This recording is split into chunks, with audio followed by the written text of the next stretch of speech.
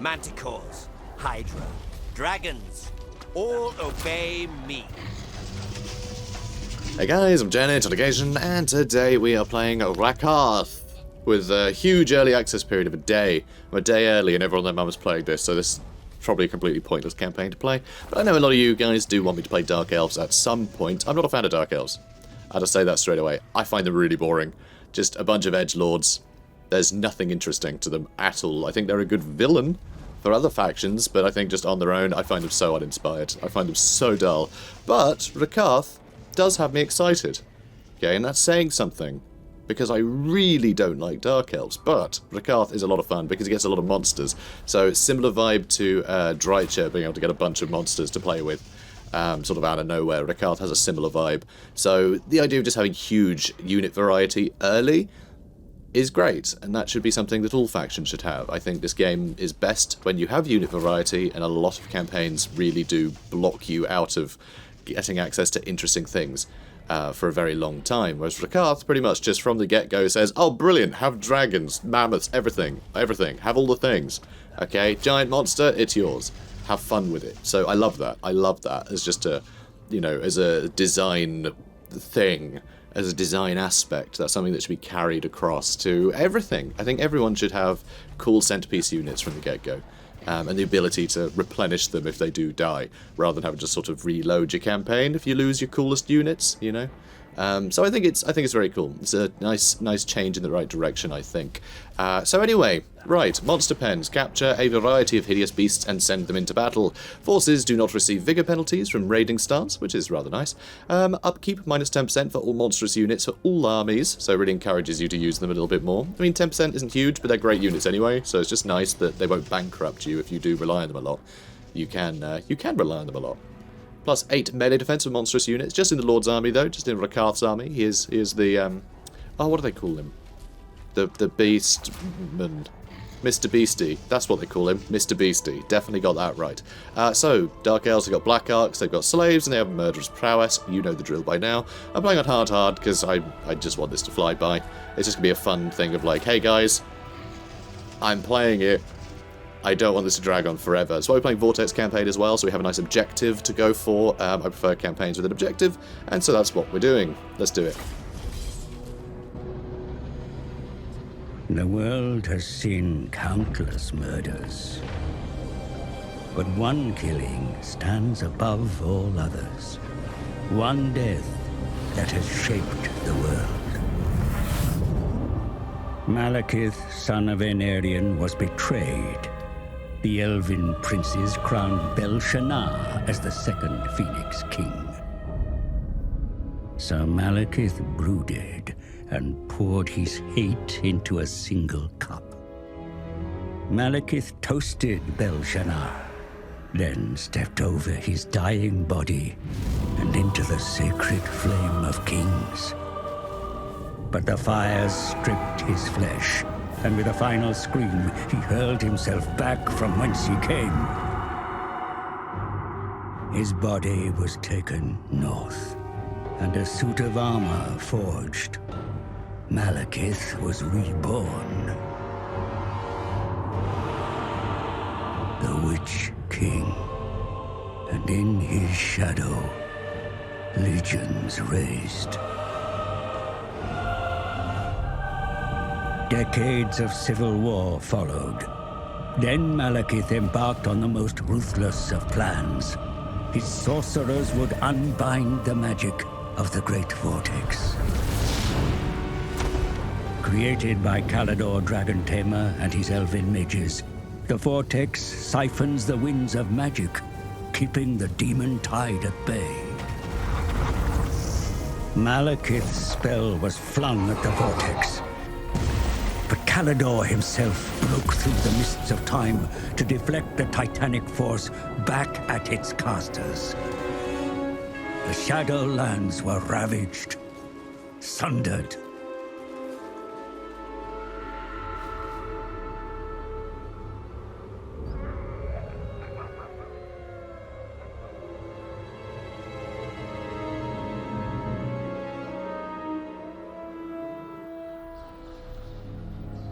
You live. You die. You live. You die. Servants, you amuse me. The dragon with two tails hangs in the sky, and you indulge in petty games. You summoned me, Your Highness. You bring this witch here. She's well versed in lore and prophecies. She will betray you, my son, as all have done. She's indebted to me. I have her soul.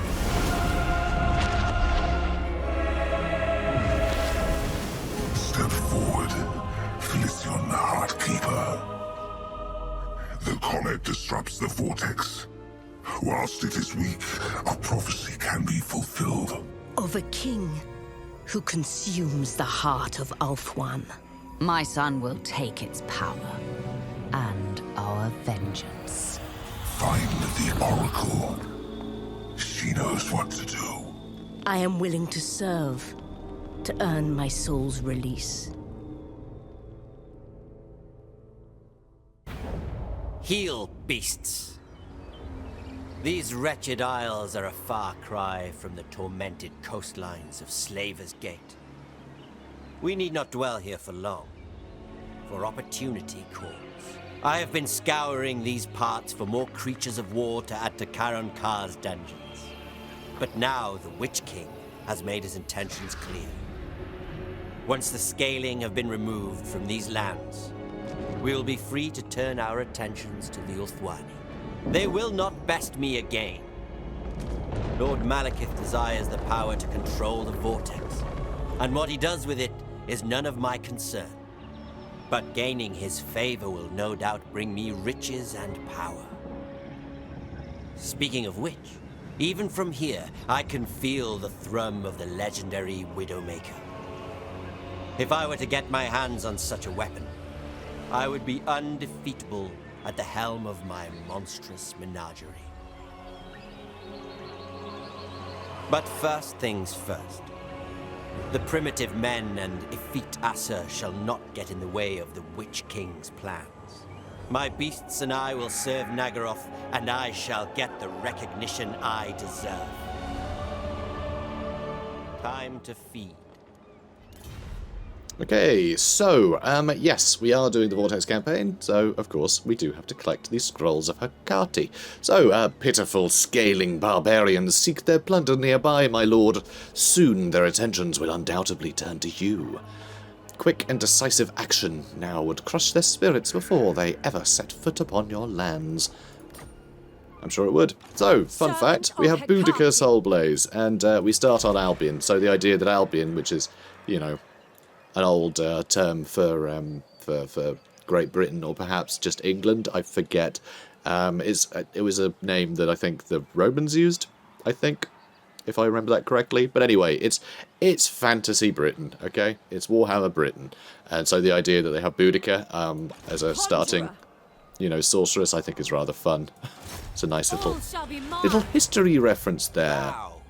And you might think, oh, what are they doing referencing history? Stick it to Warhammer. Pretty much everything in Warhammer is a history reference. The amount of ridiculous references are just fantastic. So, Organ Merchant, the profits of murder go beyond merely removing one's rivals from the field of play. I mean, that's nice. That's nice. I don't know. Seems weird she found an Organ Merchant just on the way. But we are in Norska. Norska's a weird place, so fair enough. All right. So now this is a break, like a slight break of tradition here, which I hate to do because obviously it's traditional to fight the first battle, but there's some weird nonsense going on which I'm going to raise with CA. I haven't actually sent its feedback yet. I need to remember to do that. But this first battle, if you just defeat the army, it runs off and you can't then follow up and attack it a second time because you don't have enough movement to attack it and then chase it down once you've defeated it, which is mind-boggling to me because it's the first army and you're in their territory. So what happens is they get a turn of replenishment back, and so whereas usually the first army you can just sort of attack and like, hooray, we did it, we killed them. This actually becomes a real problem because he'll just garrison the settlement. It's really annoying. It just makes it needlessly difficult if you choose to fight it. Because, yeah, also this first battle, they corner camp. The AI corner camps every time, which means you can't even chase them all down. So it's really weird. It's a really weird situation. However, if we auto-resolve, it wipes out the entire army, which is something you can never do if you fight the battle yourself. So there's a weird thing going on with this one. So hopefully they'll tweak that, because it seems weird to be punished for fighting it, but it will only ever be a punishment. You are never rewarded for it. And you will lose probably about this much in any battle you do here. That mammoth is just going to be a pain, and Marauders actually go pretty well against dread spears and bleak swords. They tend to match up pretty well. You will suffer about the same casualties. So it's weird. It's weird. But yeah, you just sort of get punished in every metric, because yeah, they'd run to like over here. So it's a really bizarre one. So keep an eye on that for when you play.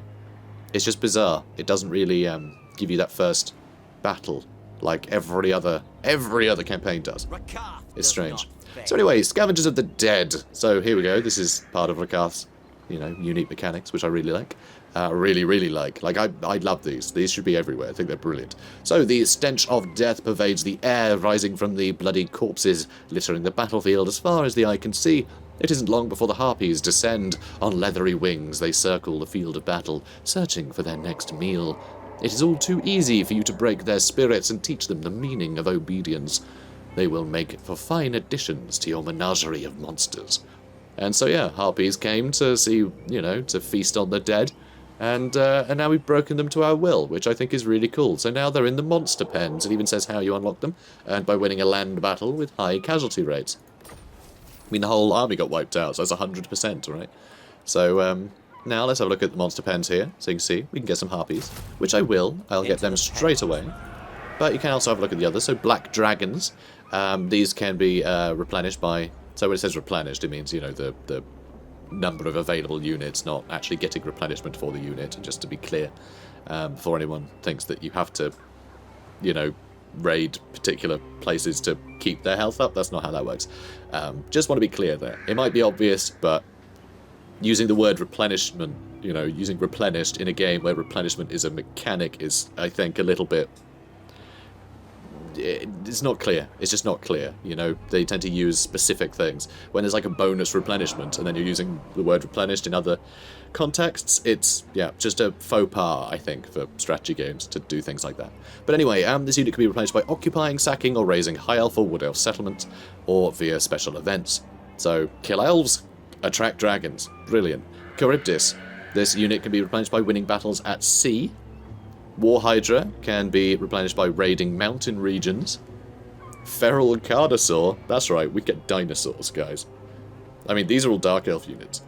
These are not. These are Dark Elf units. So this unit can be replenished by occupying, sacking, or raising lizardman settlements, or via special events. Norscan settlements or special events for the Mammoth. The Bloodrack Medusa can only be earned via special events. Interesting.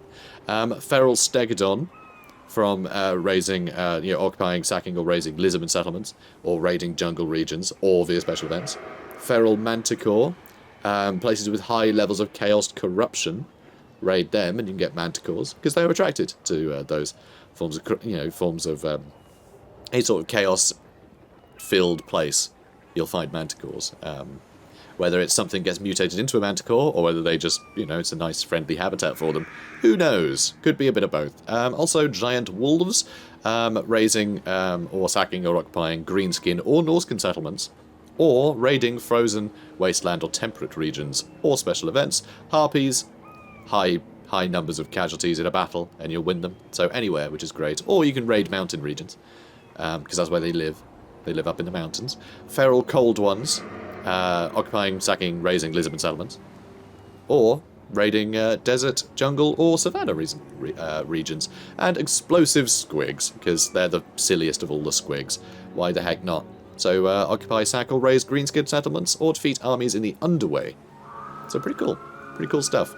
So we got the armor of silvered steel here. The gleaming all-encasing suit of silver is light, but still grants the wearer a heavy degree of protection. Surely the hallmarks of elven artifice. So I'm actually going to give that to Boudica, because I want her to survive, ideally. And that will put... Well, it'll triple her armor, which should help her fighting basic rubbish. Also, she has knowledgeable. What does that do? Extra winds of magic. That works for me. What this being doesn't know probably isn't worth knowing, so deep is their interest in the world and its ways. Cool. Let's level her up. So, Wisdom's Wild Form, let's put that up. And for Rakarth. So, he's obviously got the normal stuff you'd expect to find. But here you can see he has Strength through Spite for extra melee attack for everyone. Steel Will gives extra leadership and stops Rampage for allies in range, if they're large. So, that's really nice. That's really nice for him to have. He does actually have an ability already called Beastlord's Gaze that does stop Rampage and add to leadership, but Steel Will does it in a area. So that's pretty cool. That's pretty cool. So it's stuff in range basically, which is rather nice. Rather nice. Also gives -8 leadership for enemy monstrous units because he's good at killing monsters as well. Beast Slayer here is something that gives him some nice bonuses as well. Bonus versus large plus 16. Better weapon damage, better armor piercing weapon damage. It's cool stuff. So for his unique things, so he gets the Whip of Agony, which is his first quest item. It's his only quest item, I believe, actually. But, you know, it's all good. Pain nourishes courage at the hearts of the wild and fear in the hearts of the weak. So that gives extra campaign movement range, extra weapon strength, adds discouraged effect, lowering leadership, which is very cool, and +8 melee attack. And it gives him the Whip of Agony ability, which is a very clever thing, because this is something that no other item affects. This will actually remove fear or terror from an enemy. So if an enemy causes fear or terror, you can just whip it. That's going to make it look like a scared kitty, and people stop being afraid of it, which I think is great. I think that's a really fun sort of translation of how, you know, that should function. You know what I mean? That's a nice way to say, like, because he's taming the beast. The beast is clearly afraid of him, so people around aren't going to be scared anymore, right? They can see that Rakarth's on it. Rakarth's, you know, keeping the thing busy. You know, it's good. I think it's cool. So they'll actually lower melee defense by 24, as well as removing their ability to cause terror and fear, which is pretty great. That is pretty great. And it works on sorry, it doesn't work on lords or heroes, so it's only monsters. So there are limitations there. There are certainly limitations. But it's pretty cool. Anyway, he gets Scourge on a Chariot as well. He can also get a Manticore or Brachus, which is his black dragon that he tamed himself. It was his father's dragon, but his father couldn't tame it. But Rakarth, as a kid, was like, "Oi, dragon, stop it!" And the dragon went, "Okay." And now he rides it around. And isn't that exciting? Isn't that fun? Yeah. Friends. What should I get you, mate? Let's get you. Let's get Root March in now. Let's get Root March in now. Let's get it out of the way. And also, we can start raiding, can't we? Yes, we can. So let's start raiding, because this isn't going to tire anyone out. Hooray! Just getting a few extra slaves, a bit of extra cash. And now we can go over to Albion. Hello, Albion. So Albion has a couple of unique buildings, both of which you start with. But we will upgrade to a Dark Tower. It's nice to get to Tier 3, like, very, very quickly. But here you can see, you have the Forsaken Port of Nagranath. The centuries-old wreckages of 2 beached Black Arks provide the Druki with the most solid naval foothold in Albion. I do love the idea of just... So Black Arks, they are floating cities. They're the cities of Nagarath that were sort of spared falling into the ocean by, you know, the dark magics of the Dark Elves when... sort of the final battle of the Sundering. The sort of the battle between Malekith's forces and God, who was it? I can't remember who it was at the time.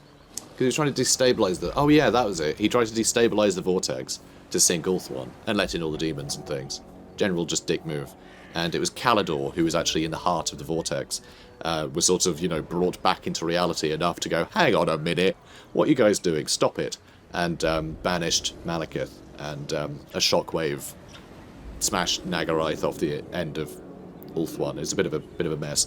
But anyway, a lot of the cities got saved, and they became the Black Arks. So that's why they're so massive. They're actually cities that are floating around, or at least, you know, big chunks of cities. So the idea of 2 of those just sort of getting, just getting beached here and becoming this huge sort of port city. It's very cool.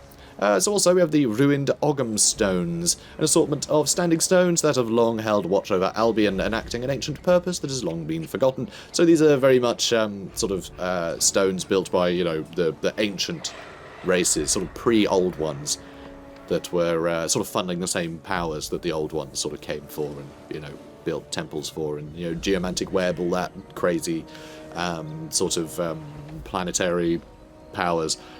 This is something that funnels that, so they could be a good, you know, a force of good or evil. They're sort of places of power that are used for, you know, whoever has them, really, will use them to their own devices. So this will actually, so see, it's reinforced. I'm not talking crazy. You can see it actually puts the owning faction's favoured corruption up by 4, whether it's untainted or whatever. So, because like I said, they're sort of a place of power, and that power can be channeled in whatever way. So long as people know how to harness it, anyway. So, income from all buildings goes up 15% for all provinces in this region. Winds of Magic goes up faction-wide by 5, and we get some Scrolls of Hecate as well, which is very cool. So, really nice early settlement in Albion. Powerful place, and they made it powerful, which I really like. Okay, Rakarth. We have to get choose or die as well. Okay, good. Rakarth, turn 2, go. Okay, the Dragon and the Kraken. 2 of Karond Kar's greatest sons currently roam the world's oceans. One, the Beastlord Rakarth, has filled the city's infamous dungeons with all manner of monstrous horrors. The other, Lokia Fellheart, delivers golden idols and spectacular artifacts to the city's vaults. But Karond Kar's truest currency is neither beasts nor priceless trinkets, but slaves. So this is a fun new thing that comes with Rakarth, but also ties into Lokia. So Lokia has had his campaign changed a little bit. Now, Rakarth and Lokia are actually in a competition to get 2,500 battle captives, and whichever one gets there first gets the chance to confederate Karond Kar. So I think that's a really fun thing. You know, it breathes a bit more new life into an older campaign as well as this one. So I think that's really cool. But, excuse me. It gives some kind of competition between 2 people that should really be competing, because that's what Dark Elves do. You know, they always have to be the best one, and what better way to do that than see who can collect the most slaves as quickly as possible. So, pretty brutal, but it fits. It fits. So, were either of these 2 fearsome Druki able to fill the city's slave markets to the brim, they would be well placed to make a play for the city itself and declare themselves as Drycha. Howling Winds. Excellent, we've unlocked some more creatures, thanks to us raiding here. So, prowling the wild forests of this region, wolf packs descend upon the unwary in search of their next meal. Thus, it was but a matter of time before your raids into the territory resulted in a confrontation. Though wild, vicious and resourceful, the whole pack is soon cornered and ensnared by your men. Brought before you, it seems they recognize the ice in your veins and the cruelty of your gaze. It would seem that this pack has found a new leader. So, we got some giant wolves. Lovely. Lovely stuff. Also, we have to construct one of each of the following building. A restored port of Naggarond, which I'm assuming is, yes, okay, next tier. So that's going to be 6 more turns. 6 turns, and we should have the restored port of, sorry, Nagranath, not Naggarond. So that's pretty cool. So we can get that. And this is for the Whip of Agony. So Rakarth's Black Ark returns from the tropical shores of Lustria, filled to the brim with all manner of monstrosities to add to the Beastmaster's collection, yet the port at Albion is small, and already overcrowded. The arrival of the dark floating fortress and the ensuing influx of creatures will no doubt prove unmanageable. The port must be expanded. Though time is short before the Ark comes into dock, the upgrades must be completed in preparation for its arrival, to usher in in the whole of its beastly haul. Any cost such works incur will surely be worth the expense when a horde of chained Lustrian beasts spills out, ripe for breaking. Speaking of ripe beasts, ew. Anyway, so once we've done this, right will unlock after we've captured beasts for the monster pen 5 times. We'll get the Convocation of Hunters, which will allow us to sort of pick and choose the sort of creatures we want. So bear that in mind if you think, oh, we're never going to get Lustrian stuff because we're nowhere near. Well, there's ways to do it anyway, which again, I love that about the campaign. You know, unique rights are always, you know, a bit of fun to mix things up a bit, but again, just more unit diversity. It's such a big deal. It is such a big deal. I'm just going to stay in raiding stance just because I can. They face doom. Hi there. Hello. Alfkale.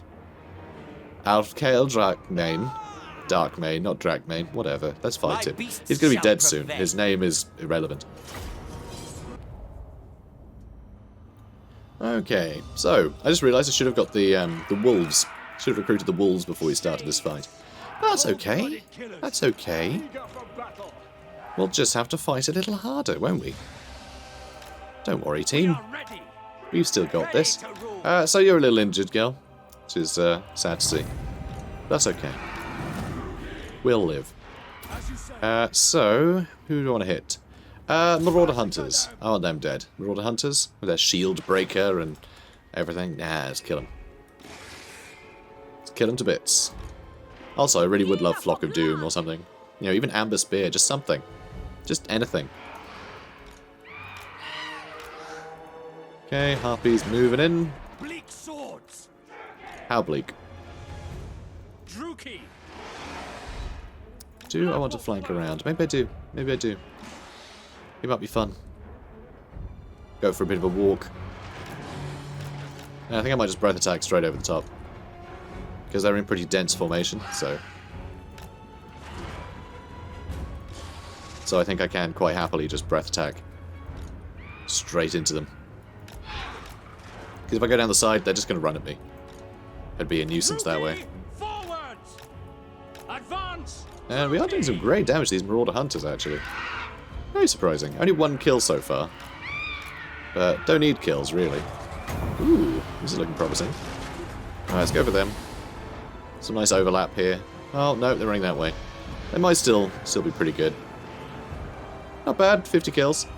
That'll do. That'll do. Alright, you aim for them, and I guess you can attack whoever you like. Good. Onwards to murder. Alright. Let's buff them up a bit. And let's get a nice rear charge. Not enjoying this little flank attack. Alright. Let's get stuck in over here. Jump down into these marauders. And Rakarth, could you kill something? Be nice if you did. Come on, lad. Alright, you start shooting that way. It looks like a Harpy's doing a wonderful job. And we will be getting shots into the back of these guys. We should break them nice and quickly. Come on. Alright, you got another breath attack. Soon, actually. Soon. Which is good, because we're getting wrecked. Okay, now, whoever's still hooked on him, stop it. This is what I hate about their breath attacks. Like, apparently, he's still fighting something, just because these guys are fleeing. It's really frustrating. And yes, I am just going to breath attack these guys while they're pinned by that. What are you doing? Come on, breath attack, mate. Breath attack. Breath attack. Breath attack them. Oh, my word. Let's put up their armor so they last a bit longer. Really? You decided to attack... Okay, never mind. They're all in one gigantic clump. Decided not to go for the gigantic clump. Also, the calf is about to die. This was pathetic. That was absolutely pathetic, guys. This is why you shouldn't ask big hydras to do things for you. It's a dumb idea. My word, I'm genuinely annoyed by that. Come on, boys. Get stuck it. Rakarth's gonna die, isn't it? I can't get him out because now the hydra's in the way. That is hilarious. Oh, what a stupid... Alright, fine. Fine. It's like, it's gonna be great. They're all clumped up. It's gonna be wonderful. Just you wait. It'll be great breath attack. Yeah, wonderful. What a wonderful breath attack. Total jerk. Alright. Come on, Hydra. At least make it up to me by killing all those guys, yeah? Okay, into the Marauder Spears, please. That was just weak. Just weak. They were all in one giant pile. But no, with one dude who was off to the side. Yeah, breath attack that one guy. Thanks, Hydra. Shouldn't be surprised, though. Shouldn't be surprised. That's a very breath attack thing to do. They always do nonsense like that. They never go for the flag, you see. They never go for the flag. The flag is always positioned slightly differently to how sort of, you know, targeted abilities decide where to aim. It's really quite frustrating. If it went for the flag, I think it would be a lot easier to have that sort of level of predictability, but, oh well. Pyrrhic Victory. Yeah, that level of predictability would be nice, I think, if it did aim for the flags. But also, just let the Hydra use the breath attack whenever. You know? Just if he's in combat and he can't use it, I think that's really sad. I think that's really upsetting. Just let him use it whenever he likes. You know, by all means, let him be interrupted. Like, if he's fighting like a big monster that's managed to stagger him, great, you know, fine. But, yeah, let him use it whenever.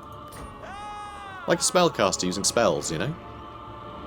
So let's have a look here. Another throne. Yes.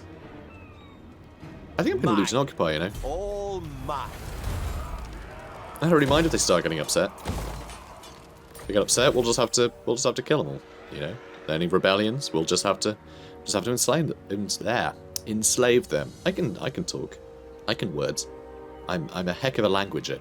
So, pitiful scaling barbarians seek their plunder nearby, my lord. Soon their attentions will undoubtedly turn to you. Quick and decisive action now would crush their spirits before they ever set foot upon your lands. And a tusked terror. That's right. We have a mammoth now. A monstrous. We have a mammoth. We have mammoths. I love it. Also, our income is destroyed, so I shouldn't have done that just yet, because we're just going to end the turn, and it's pointless. But I wanted to recruit the mammoth, so, you know, it's fine. So, with glorious victory comes a most rare and coveted prize. The Norskins have raised, from infancy, a gargantuan mammoth brimming with the energies and mutations of chaos. A huge hulking monstrosity of raw power and strength, the mammoth is a rare sight, but for those tamed by the Norskins. Now this beast, whose tusks are longer than most men are tall, will reside among your company of monsters as both a powerful weapon and a testament to your glory. Love it. Big fan. So now we have a mammoth. Now we just need to get Pack Ice Bay, and we'll have this whole of Albion taken, which is a weird thing that it's called Albion when it's not Albion. That's Albion, and then this is Albion, and Albion is the name of the. Okay, there's a lot of naming convention stuff here that I think is a bit weird too, now that I think about it. Because that city is called Albion, but that's not what any city is called on Albion. Albion is the landmass, so that's not technically correct. But then the whole province is called Albion. When actually this is Albion, this is all part of Norska, this is not part of Albion at all. This is a completely different province, essentially. So that seems weird that it's all called Albion and that is called Albion. So they're both wrong in slightly different ways, which is odd. But okay, you know, whatever. I know what they mean, but still seems a bit unusual, is all. So we can actually hire some harpies, but I think the idea of recruiting any monsters that we can get by doing things that are more exciting, I think would be a waste. So we're not going to do that. What I might do though is get some Corsair handbows in the army, because we're not going to be hanging around too long before we set sail to Pack Ice Bay. So I would like to get these trained. We're going to be earning basically nothing, but we should get some good cash from the spoils of war. We could go for this treasure. I think it would be a shame if we didn't go for this treasure, to be honest. So I think we will. I think we'll go for this treasure next turn, just because we'll get like 20k. That's going to keep everything going for a long, long time. So we're gonna go for it. That's just too good an opportunity to squander, I think. So, sign a non-aggression pact with Argol. Though as crude and inferior as any of their fellow Norskins, the usefulness of the Argol cannot be underestimated. A pact between you may serve as the beginnings of a valuable alliance. How dare the scaling continue to oppose me? Their love for war is admirable. But whenever I face them in battle, I am reminded of the superiority of beasts over men. It matters little. They shall all be trampled into carrion under hoof, paw, and claw, or ground into feed for my monstrous host. Yummy. So, we also have a mission to destroy scaling, which is, you know, it's on the agenda. We're working on it. These scaling are insignificant and primitive, yet their unrestrained raiding is a constant thorn in the side. Crush them under your heel, Rakarth. Let them feel the might of the greatest beastmaster of all of Nagaroth. Alright. So, I'm like... I was gonna say, I'm like seconds away from sneezing, and have been for the last like minute and a half. I just like had that sneeze lying in wait to make me feel silly. When I finally bring it up, it's just like, ah, I got you. Anyway, enough about my sneezing. Let's use Inspiring Presence, perhaps? I mean, Sea Dragon Cloak seems a bit pointless when he's already got 105 armor. So yeah, let's work on Line Breaker, I think, to bolster our Dreadspears, Big Swords, and Corsairs. We want that front line to hold a bit better, because they have been getting absolutely wrecked. Witness my strength, And that won't do. Rakarth. Alright, let's see what we get here. This also gives us a additional bonus that this will count as a battle at sea, which may well unlock us a Charybdis to put in the army as well, which is just awesome that these are the sort of things that we get for just playing the game. Just as you play, we just get given stuff willy-nilly. It's great. So this could be a very profitable battle for us. So pirate coves are some of the world's most elusive places, where the wealth of local sea brigands is secretly kept and fiercely defended. It seems that today may be your lucky day, as your lookout in the crow's nest claims to have spotted one, a small island cave next to which a black ship is moored. The ship belongs to an infamous fleet of vampire pirates, and it appears that there are zombie deckhands transferring treasure chests onto the ship right now. It's an opportunity for a big payday, and these unliving sea dogs certainly won't give up their wealth too easily. Obviously, raid the cove, there is significant pirate presence, so there must also be a colossal wealth there for the looting. And this could be a little rough. All the depth guard might cause some problems, but we do have a mammoth, so My you know. beasts shall prevail. Okay, so this is quite good too, actually, because I can funnel these guys down one side. Sadly, our bolt thrower, we have one bolt thrower, which will really limit our ability to destroy their mortars, but I might be able to get on top of them with my harpies, actually. So maybe you should give that a go. Also, our wolves. Wolves are great. Wolves are just fantastic. I love wolves. In any faction, wolves are just so good for dealing with things like artillery crews. They just kill them so quickly. It's because the high weapon strength, and they just don't need decent stats other than that to really get work done, you know? So, looks like we're in a bit of a bind in terms of, you know, infantry health here. So, tell you what, you guys chill back there. And I think what we're going to do, move these guys up separately in a bit. They're moving forwards. Oh, the idiots. Absolute morons. Alright, you lot, move in. So there are some ranged units that will make short work of our harpies. Rather upsettingly. And, oh, deckhands are going to go around the side. That's a bit annoying. Because ideally what I need to do is get some good shots into all the depth guard with pole arms. But it does look like we're going to have these guys dealt with nice and quickly. Yep. And now run away, doggos. Good, doggos. Good. Okay, excellent. And now, you get a breath attack into these depth guard. You charge into these ones. Harpies, run away. And so this is helping. This is helping a lot. That was a bit rubbish. A bit rubbish.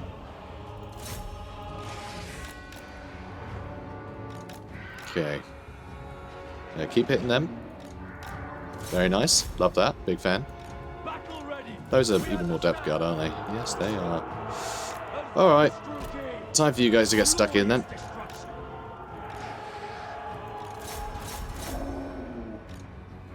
Alright. Doggos, go get them.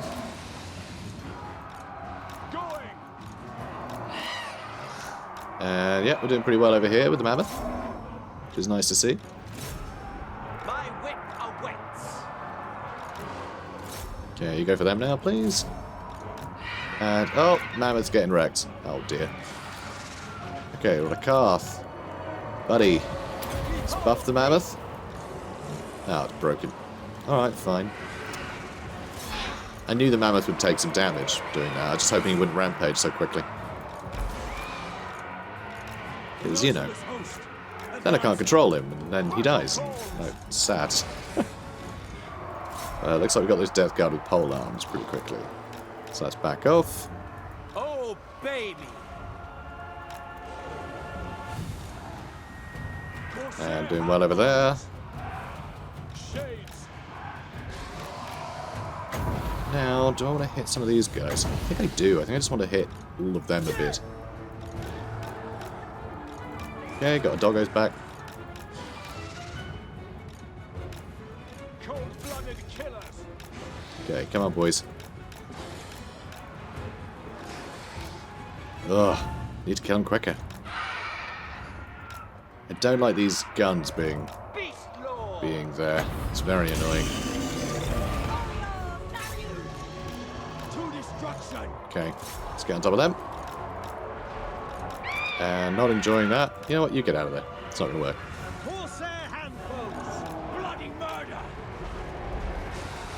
Okay, let's get you away from here. The Death Guard polearm's going to do terrible things to our body. Doggo's having a bit of an iffy time. Yeah, it's a little rough. It's a little rough, this one. This fight. Yeah, keep firing, guys. Keep firing. Ugh, well, we're small targets. Alright, now, breath attack. Alright, you guys, keep back. Okay, go deal with the guns now. Should have them. Ah, never going to move out the way in time, were you? No, you weren't. But that went well. Alright, let's finish them off. And you somehow are still able to shoot. That's good news. Alright, you deal with them. And get into the guns now, please. Alright, you chase them down. And those are just deckhands mobs, so yep, let's start charging in. I think we dealt with all the Death Guard.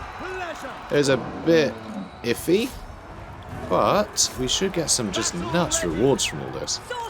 So I'm pretty content. Let's charge into the back of those guys. And yeah, it's just the deckhands mob, we're fine. So Shades are struggling a bit. Like I said earlier, Shades do get wrecked, they have very little armor. Alright. You guys back off, get some shots into some people again. So, Rakarth, you can bolster him, please. You coming over this way. Jump on top of that Admiral, please. And start getting some shots into them, please. And start whittling them down. Alright, now you start backing off. Rude. Alright, I think we're getting there. I think we're going to get the treasure. Wonderful. Good. Good. I was hoping we'd have more hits on the... we'd have gotten more hits on the Depth Guard sooner. Because the rest of their lines did get to us quicker than I would have liked. So, sadly, our mammoth shattered. But that's okay. We're getting there. We're getting there. Alright, they're all sorted. Let's start shooting their lord. He should be dead in a minute. And yeah, army loss is about to take hold from him. Perfect. So we suffered some pretty heavy casualties, but we're about to get 10, 15 or 20 grand, depending on what particular treasure was in this treasure node, I suppose. Yeah, it went alright. Good. Close victory. Okay, wonderful. The Shades actually crushed it. 182 kills. Wow. Damage value of 2600. That's fantastic. Yeah, really outperformed everything. Oh, and we actually lost the Reaper Bolt Throwers. Alright, fine. More slaves. I didn't realise they were still in combat, but I guess they were. That's fine. Enslave? Yeah, let's enslave. And we got a Charybdis just for, you know, our own faction mechanic, nothing to do with the treasure, which is really cool. I love that. So we can recruit to Charybdis now. Even the primeval horrors of the deep are no match for your iron will, lords of the surface by the clashing of battle and churning of the waves. A brutish Charybdis is now bound to your control. How delicious the terror of your foes will be as they flee from the writhing mass of tentacles that seek to crush their bones and deliver them whole into the creature's gaping maw. Pretty cool. Pretty cool. And 20k. And a potion of healing. Hell yeah. Witness my strength. Have a potion of healing, mate. Have a potion of healing. Good boy. This potion knits bones, seals flesh, and staunches the flow of blood from mortal wounds. And we unlocked a, sacrifice to Cain. That's not so good. We want the other one. And where was the, here we go. The pirate cove contained great wealth in the form of treasures and items stolen from across the four corners, but getting to it was no easy feat. When the vampire admiral at the helm of the black ship saw you approach, he immediately readied his horde of crewmen and darkling creatures for battle. After defeating the undead freebooters, you ransacked their ship, as well as the hidden cave, to make for a plentiful hoard. Yeah, 20k. That's set us up for life now. That's fantastic. What I might do, because we have so much cash, is I might actually get myself a Black Ark now, because we are going to be heading south to Sardneth to get a gold mine and do some more plundering. I'm not going to go for the Shrine of Cain straight away. I know I could go there early, but I'm going to try and fight my way through a bunch of High Elves first. I think the Sword of Cain is a nice thing to get. Sort of, you know, in the sort of the mid-game where we can really make use of it and, you know, quash all the random rebellions that'll no doubt crop up as we do it. But I like earning trinkets like that rather than rushing them. You know, it's got to feel earned. It's got to feel earned. So, Flock of Doom. I love Flock of Doom. Flock of Doom's a great little spell. So, Rakarth. Boom. I say Black Ark. Okay, we can get one now. Can we start with one? No, we don't. We will need to do the right. So, sacrifice to Mathalan is going to cost us 500 slaves, but that's okay. The slaves are brought to the altar of Mathalan, Lord of the Depths. Their sacrifice ensures the seas are for the Druchii alone.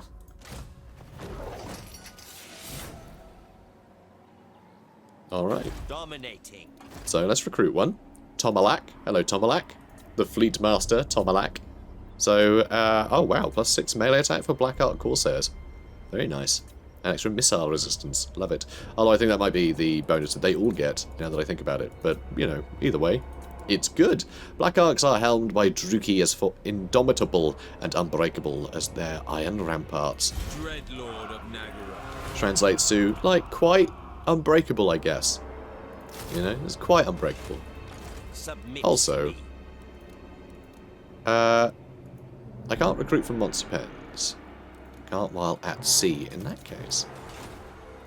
Tamer of dragons. Rakarth, just stand there a second. Black-hearted. And out, you're in other mode. There we go. No, not recruit Lord. Silly. Dreadlord of Nagara. Needs to be over here. My bad. Still can't recruit from monster pens. I'm not at sea. What are you talking about? Look, I'm in the thing. Do you take me for a fool? That's really disappointing and confusing because I definitely did this earlier. I definitely did that in a test campaign, unless they've changed it, but that seems like a waste. If they didn't want you to recruit stuff from a Black Ark, they wouldn't have this button. Well, I'm very baffled. I'm very baffled, but that's okay.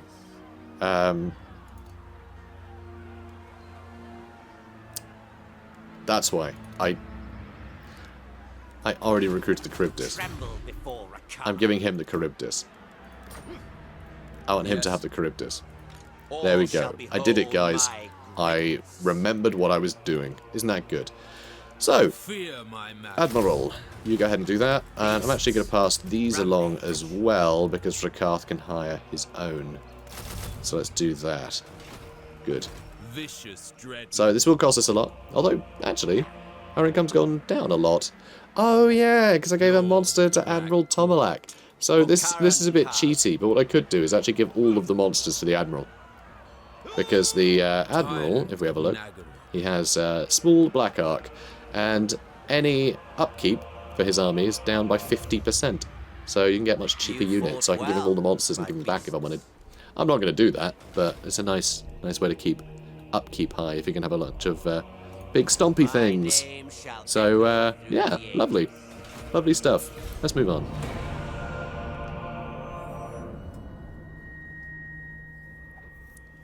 What strange beasts storm the snow? Okay, so complete the following ritual. I mean, we're not there yet, honestly. We're not there yet. At last, Rakarth, my preparations are complete. We don't have enough scrolls of Hecate yet, you silly goose. At last, Rakarth, my preparations are complete. We must enact the ritual of the tortured oracle. Yeah, we're not doing that. Bow. We got stuff to do before first. Rakarth. We got a lot of stuff to do first. So, Pack Ice Bay. I think between these two armies we're laughing. So, let's head over there. Track. What? Can you move out of that stance, please? Thank you. Dominating. So yeah, things are a little haggard looking, but it's okay. Black-hearted dread. It's all good. It's all good. Okay, so guys, I'm going to end it here. I'm going to end the episode here. And I'm going to take some Sudafed. I've got a cold, if you guys had, noticed.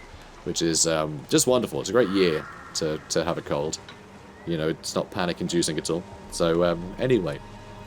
Don't worry, I'm fine. But, yeah, my eyes are watering, and I keep tripping over my words, because I need more meds. Don't have a cold, right, when there's an embargo. When there's early access, don't have a cold, okay? Rule of thumb, guys. But anyway, so I hope you guys enjoyed this, and I'll be continuing this campaign, and it should be a laugh. Just having a bunch of monsters is so much fun, and just having access to, like, such diverse, variety of units is great. I think every campaign, I don't know what they're doing with Warhammer 3, but I hope they just somehow increase the diversity of every faction somehow, whether it be through ridiculous mechanics like this or something. But unit diversity is the strength of this game, and it's lovely to have that from the first few turns with Rakarth's campaign. It's a lot of fun. So guys, yeah, go to Total War Access to get hold of this and have fun with it. I'll see you in the next one. Have a good day, guys.